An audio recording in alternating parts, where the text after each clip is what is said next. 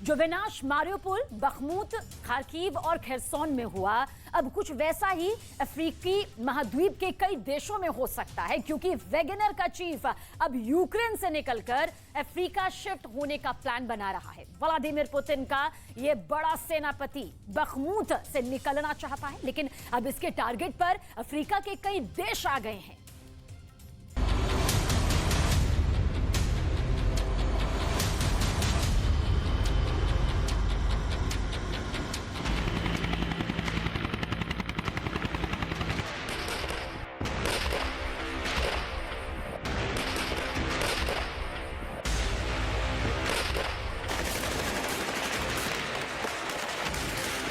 Bakhmut की जंग में खून का दरिया बह रहा है।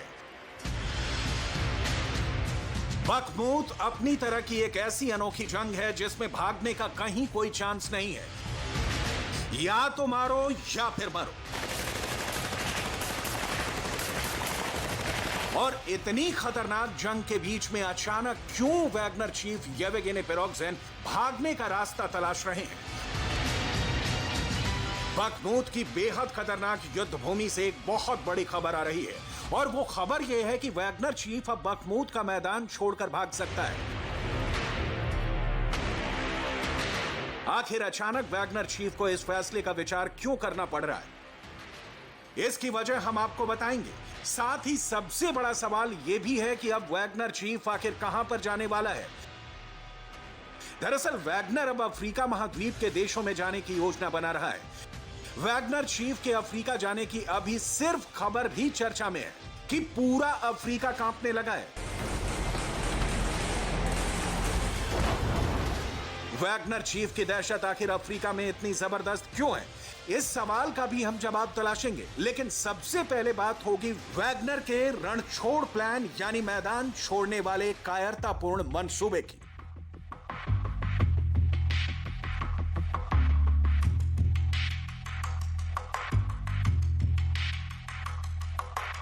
येवगेनी प्रिगोजिन ने पुतिन के पास बहुत लंबे वक्त तक सेवाएं दी थी। प्रिगोजिन पुतिन का किचन संभालने का काम करता था, लेकिन पुतिन के इतने करीब रहकर भी वो पुतिन का सबसे बड़ा गुण नहीं सीख पाया। आखिर क्या है ये गुण? दरअसल ये गुण है राजनीति। येवगेनी प्रिगोजिन बहुत बहादुर है, इस बात में कोई शक नहीं है कि वो फ्रंट लाइन पर जाकर अपने वैगनर योद्धाओं से मिलता है, उनकी मुश्किलों को पूछता है और ये भी समझने की कोशिश करता है कि आखिर जंग में क्या दिक्कतें आ रही हैं। यही वजह है कि Wagner chief Prigozhin Wagner army के बीच बहुत लोकप्रिय भी है। लेकिन मुश्किल यह है कि वैगनर को शतरंज का खेल नहीं आता। वैगनर अपने मन की बात को टेलीग्राम के माध्यम से सार्वजनिक कर देता है।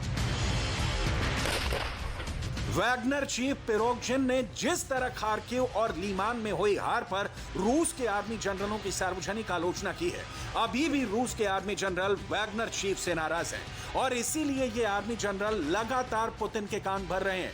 और यही वजह है कि प्रिगोजिन और पुतिन के बीच बना पुराना रिश्ता टूट चुका है, जिसका बहुत खतरनाक असर बखमूत की जंग में पड़ रहा है।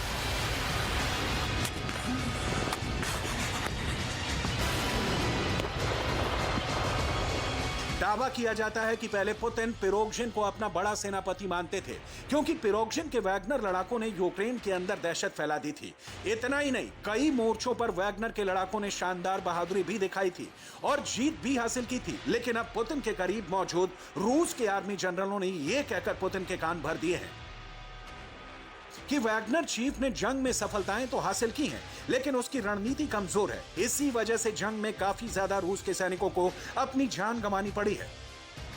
अब यही बात पुतिन के मन में घर कर गई है, इसीलिए पुतिन अब प्रिगोजिन को महत्व नहीं दे रहे। अब ऐसे में दावा किया जा रहा है कि वैगनर चीफ प्रिगोजिन बखमूत छोड़ने की योजना बना रहा है। लेकिन सवाल यह है कि अब प्रिगोजिन कहां लड़ने जाएगा, क्योंकि वैगनर चीफ को लड़ने का बहुत शौक है और वो बिना लड़े और खून बहाए एक पल भी जिंदा नहीं रह सकता है।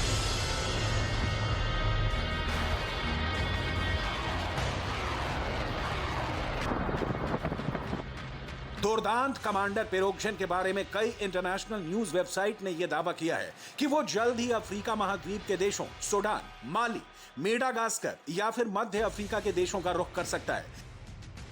लेकिन सवाल यह उठता है कि आखिर प्रिगोजिन इन देशों में ही क्यों जाना चाहता है।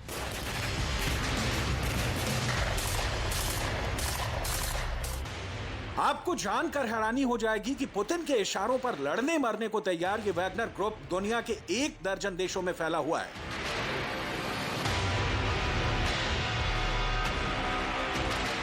रूस, Ukraine, Syria, Sudan, Madagascar, Libya, Venezuela, Mozambique, Mali, Belarus और बुर्किना फासो, ये वैगनर ग्रुप की ताकत है। ये पुतिन के इशारों पर बनी सबसे खतरनाक फौज का वर्ल्ड वाइड नेटवर्क है।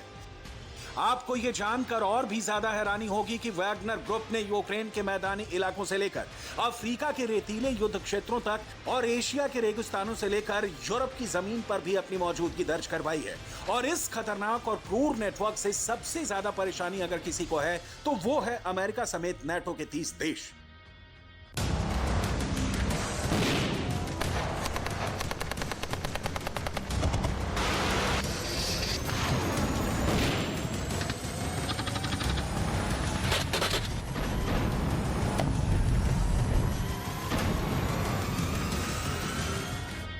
वैगनर चीफ पिरोगजिन अफ्रीका के किसी देश में जाकर लड़ने का विचार कर रहा है, लेकिन वहां भी अमेरिका की नजर मौजूद है। अफ्रीका महाद्वीप के अंदर माली में भी वैगनर ग्रुप के अत्याचारों पर अमेरिका की नजर है। अमेरिका की ही रिपोर्ट की माने तो माली के अंदर भी वैगनर लड़ाके बड़े पैमाने पर बलात्कार कर रहे हैं, बच्चों का अपहरण कर रहे हैं, कई गंभीर आपराधिक गतिविधियों में लड़ाके शामिल हैं। ये अफ्रीका में सरकारों को अस्थिर करके मानवाधिकार के उल्लंघन का काम लगातार कर रहे हैं। सवाल यह है कि आखिर वैगनर चीफ पिरोगजिन की वैगनर आर्मी तैयार करने की मॉडस ऑपरेंडाई क्या है। दरअसल वैगनर लीडर्स अफ्रीका महाद्वीप के देशों जैसे सूडान और माली के जेलों में बंद कैदियों को रिहा करवाकर वैगनर ग्रुप बनाते हैं और इन ग्रुप्स का भी नेटवर्क रूस के वैगनर ग्रुप से जुड़ा हुआ बताया जाता है। वैगनर ग्रुप अफ्रीका के अंदर इतने शक्तिशाली हो चुके हैं कि ये खूंखार लड़ाके अफ्रीका महाद्वीप के इन देशों के कई बड़े नेताओं और प्रभावशाली लोगों की सुरक्षा में भी तैनात कर दिए गए हैं। अमेरिका का दावा है कि नॉर्थ कोरिया के तानाशाह किम जोंग भी वैगनर्स को मदद कर रहे हैं।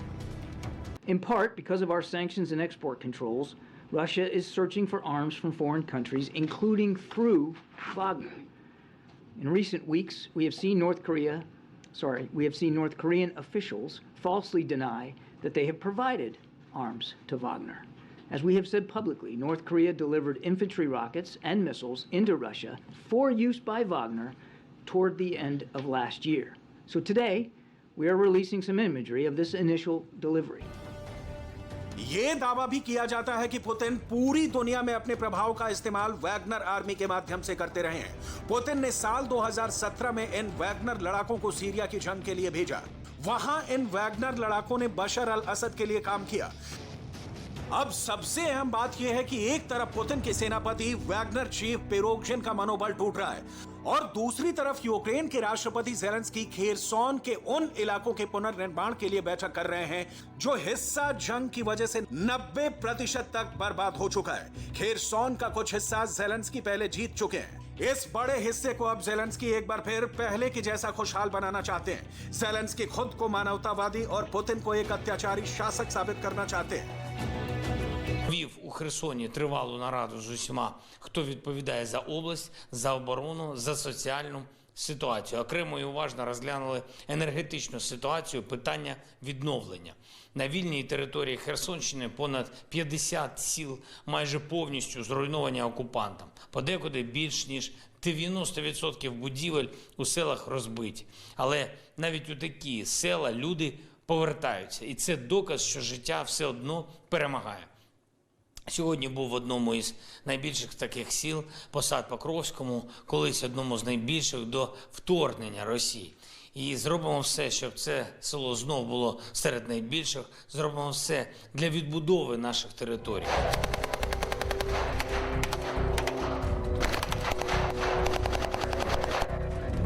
यानी कुल मिलाकर जंग एक बार फिर ऐसे मोड़ पर खड़ी है जहां बर्बादी की ज्यादा से ज्यादा आशंकाएं तो यूक्रेन के शहरों को लेकर ही हैं, क्योंकि जिन गांवों और शहरों में ज़ेलेंस्की पुनर्निर्माण करवा रहे हैं उन सभी शहरों पर पुतिन की मिसाइलें दोबारा आकर नहीं टकराएंगी। क्या इसकी कोई गारंटी है? इसकी गारंटी सिर्फ युद्ध को लेकर शांति समझौते से ही सुनिश्चित हो सकती है, लेकिन कोई भी शांति के लिए तैयार नजर नहीं आ रहा है। ये बड़ी चिंता का विषय है।